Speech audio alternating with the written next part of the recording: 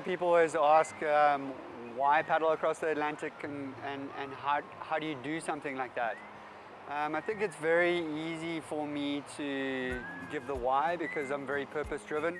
For me, it's really always about seeing what's possible and testing your own limits and borders and boundaries and inspiring people to believe in themselves and what's possible. Creating awareness for the global plastic pollution challenge and also to raise money and awareness for Operation Smile, kids born with cleft palates and cleft lips, and also to feed kids through the Lunchbox Fund, which is to feed a child and nourish a mind. So the purpose is always greater than the goal, and the purpose is always to give back and make a positive impact in the world.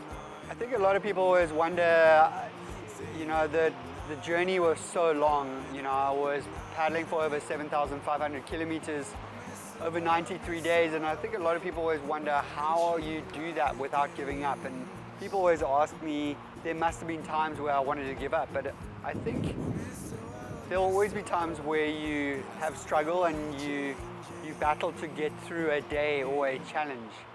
And you've just got to focus on what's in front of you and just break everything down that you're doing into bite-sized chunks and just focus on what's in front of you and just take one step at a time, one stroke at a time for as long as it takes. And don't think of that overwhelming challenge.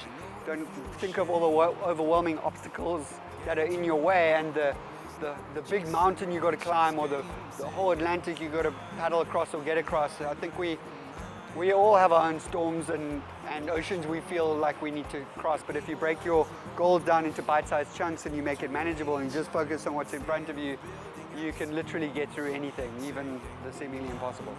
I'm satisfied with myself as a human being doing what I do, and I think that's very simple. I think once you find your passion and you find your purpose, then life becomes very simple, and I have the ability with what I do to be able to impact the lives of millions of people, so I feel like it's my duty and responsibility to keep on fulfilling that.